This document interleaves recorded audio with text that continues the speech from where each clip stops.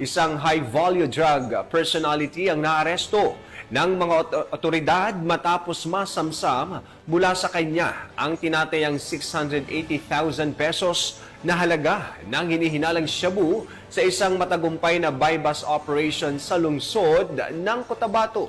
Ibabalita yan ni Pacho Woman Angela Bandarlipe.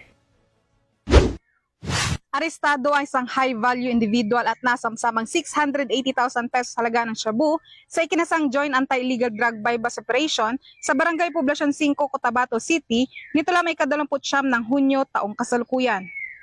Kinilala ni Police Brigadier General Jason C. D. Guzman, Regional Director ng PRO BAR, ang naarestong suspect na si alias Pudi, 34 anyos at residente ng Purok Milan Rosary Heights 13 ng nasabing lungsod.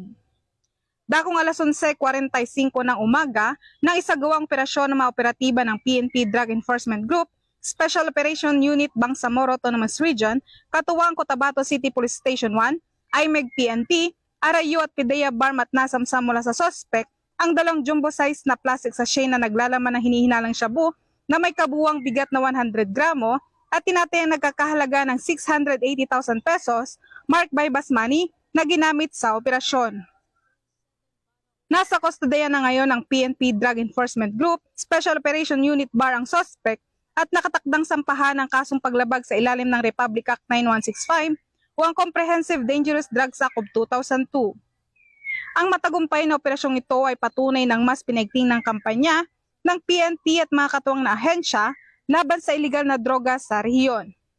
Ipinapaalala ng pamunuan ng PRO-BAR ang kanilang matibay na paninindigan laban sa kriminalidad at ang patuloy na pakikisa sa mga komunidad upang masugpo ang mabanta sa kapayapaan at kaayusan. Mula rito sa riyon ng Bangsamoro, ako ang iyong Police News Network Correspondent, Patroluman Angela Bandarlipe, alagad ng batas, tagataguyod ng balitang pulis.